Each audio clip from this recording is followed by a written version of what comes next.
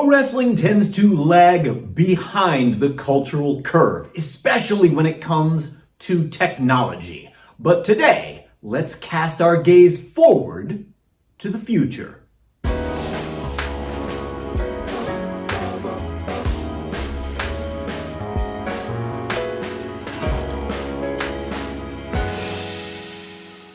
I'm Mike Quackenbush, and this is Till We Make It. If you are passionate about the craft of professional wrestling, and you're never done learning all about it, then you've landed in the exact right place. Go ahead, join the Till We Make It tribe. Subscribe right now. Over the last year, a lot's been said about NFTs. They're the future of artwork. They're bad for the environment. But most of all, I think what people are saying is, what is it? What exactly is an NFT? So before we connect the dots to professional wrestling, maybe we start there. An NFT, a non-fungible token, makes the sale of digital assets secure, easy to verify because it uses blockchain technology. And that blockchain technology creates a unique digital signature that allows you to sell your asset for real money or whatever cryptocurrency is. Okay, I know some people are already saying, Mike, what do you mean by a digital asset? Well, this PNG file of The Undertaker, that's a digital asset. The new song by Android Apartment, that's another example. A website domain name, that is a digital asset. Or this wrestling meme, if someone wanted to own it, could be considered a digital asset. Each of these are examples, and there are plenty more. But something that tends to define these assets, they're usually found online. Are you learning something here? Would you leave me a like either way? Because it really does help the channel to grow. And I need all the help I can get. Thanks for doing that. A distinguishing feature of an NFT's digital signature is that it defines the terms of ownership. So that is to say, do you, as the new owner, have the right to resell the NFT? Do you have the right to duplicate it and profit from that duplication? Do you have the right to license it out to be printed on merchandise? The exact terms of ownership can be customized for each and every piece and then embedded in the NFT's code so it can never be deleted or altered. The real selling point of an NFT, though, is the non-fungible part. It means irreplaceable. It can't be copied. It can't be substituted. It can't be subdivided. And even though that non-fungible part is actually meant to refer to the code of the NFT, it can't be copied. It can't be substituted. It can't be altered. Non-fungible has also come to define the type of collectible associated with it, whether that was by design or not. People associate non-fungible with irreplaceable, with unique, with one-of-a-kind collectibles. And this is where NFTs start inching their way closer to pro wrestling. This next part will get a tad nuanced, so listen carefully. Now, we can all understand that there's a value in a one-of-a-kind collectible, in something that can only be owned by one person. But when we're talking about assets that tend to live online, where it seems like all NFTs can be found, well, that gets kind of fuzzy, right? To help draw this into clarity, I want to use an example that made headlines worldwide.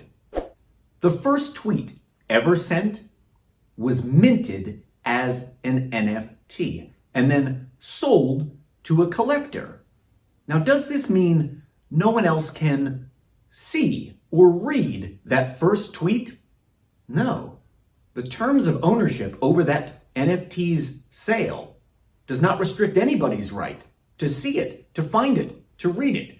That's not it. And nevertheless, someone out there, a very wealthy collector, thought that this weird collectible was worth $2.9 million when they bought it at an auction last year.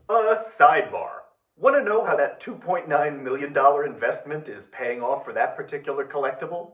According to an article by Forbes, at an auction that took place just 5 weeks ago, that exact same tweet commanded a high bid of no more than $280 at auction.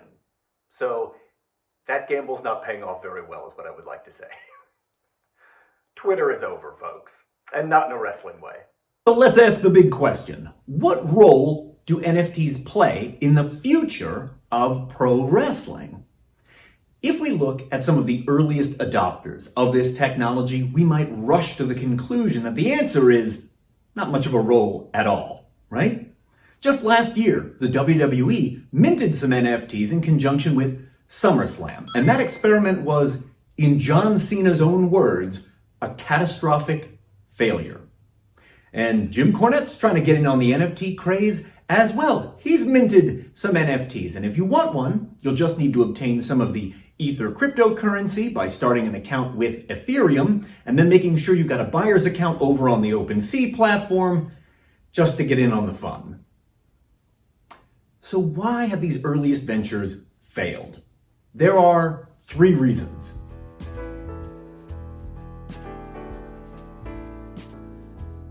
First, that big barrier to entry. I need what kind of cryptocurrency and an account with who, and blockchain transactions actually take over 10 minutes to verify before they're complete. Most people are not on board with this process, at least not yet. There isn't sufficient mass market acceptance. It's only popular among early adopters. It's a nascent technology. The reality is, those WWE SummerSlam NFTs probably hit the market before there was sufficient demand for them.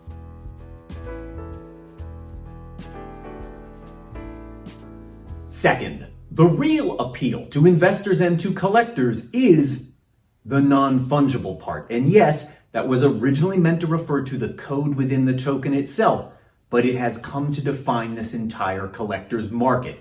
People want something which is one of a kind, something which is unique. There can only be one first tweet ever sent. That's it. That's what gives it its appeal. But Jim Cornette minted 500 of the exact same digital asset. It's as if this was done in ignorance of what the real appeal of investing in NFTs is. You need to have something which is one of a kind, which is impossible to replace. And if you've made 500 of them, well, they're quite easily replaced. As of this morning, only 19 of the 500 minted have sold. The collectors in this brave new world of NFTs want, stay with me here, something non-fungible. They want something irreplaceable. And if you want to make money in this market, what you're selling needs to be unique.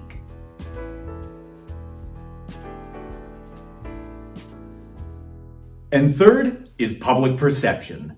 The overwhelming majority of articles and podcasts and think pieces I've seen about the NFT craze make it seem as if this is a hobby exclusively for those people who have too much money on their hands or who are easily seduced by risky investments. And most people are neither of those things. I am neither of those things. I'm not swimming around in my Scrooge McDuck pool of gold or looking to make a risky investment in outer space rainbow cat gifts. I know it seems like I'm busting on them, so let's give some credit to both the WWE and to Jim Cornette for actually trying something new. If we look at these earliest adopters of NFTs, well, we might conclude that this technology is not a good fit with professional wrestling. And right now, that's probably true. But let's redirect. Instead of looking back at what's happened in the last year, let's look ahead at what might happen in the years to come. And all of this has been top of mind for me because for the last 2 or 3 months, I've made a series of patron exclusive videos over on my Patreon, link below down in the descriptus, thank you very much, about the end of the social media era of wrestling and the impact of streaming, the so-called Netflix effect, and breaking the McMahon template. And all of this has caused me to become a little more forward thinking about the direction of the art form. So let's ask the question, where do we think we will be in 3 years?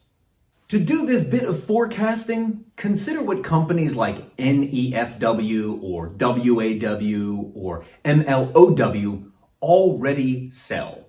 They sell custom matches. You can go to any of their websites and order a custom match featuring the wrestlers that you choose. And for a flat fee, you can pick the finish, involve a storyline or plot point. You can decide who is the face and who is the heel. And then they will deliver that edited footage to you as a digital file. In other words, it is a completely bespoke custom wrestling match. It's one of a kind. It is precisely to your specifications, and it's delivered as a digital asset. You already know where I'm going with this, don't you? Custom wrestling matches could be minted as NFTs on demand. And because the terms of ownership of an NFT can be completely customized for each and every sale, that flexibility allows for something to be built in like a royalty. If the NFT is ever resold to another collector, it could automatically kick back a 2% royalty to the wrestlers who performed the match. That kind of flexibility isn't currently part of the system, but NFT technology enables that.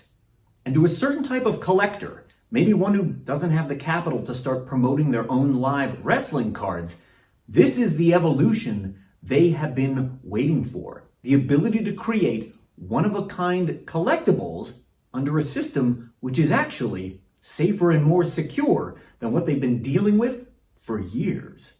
Custom matches pay well. That's why wrestlers are willing to make them. And although there's always been a certain stigma associated with custom matches, I think in the coming years, it's going to find more widespread acceptance. It's going to become more commonplace, just like NFTs and cryptocurrency.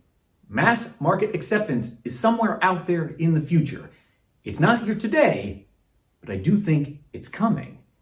And as Patreon, Kickstarter, Indiegogo, and other platforms like those have proven, creators are going smaller and now interacting directly with the fans that want what they make. This shift in media creation all leans toward a growing market of superfans and collectors out there who will want one-of-a-kind bespoke matches that they can own forever.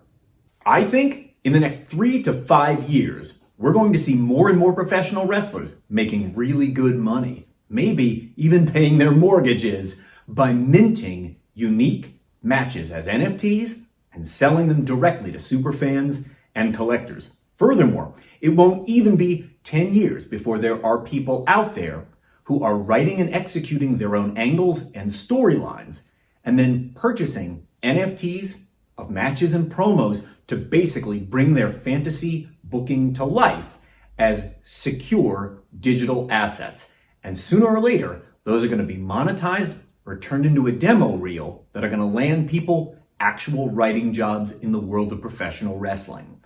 I think that's what the future of pro wrestling looks like with NFT technology. But what do you think? Tell me down below. Do you agree? Do you disagree? Do you have a different idea about it? I would love to hear from you. And big thanks to all the people you see appearing here on the right. It's only through their patronage that the Till We Make It channel continues. And if you want to take your support and participation to the next level, follow that link down below in the descriptus. There are 3 different membership levels. If you got a credit card or you got a PayPal, you can be part of it right now.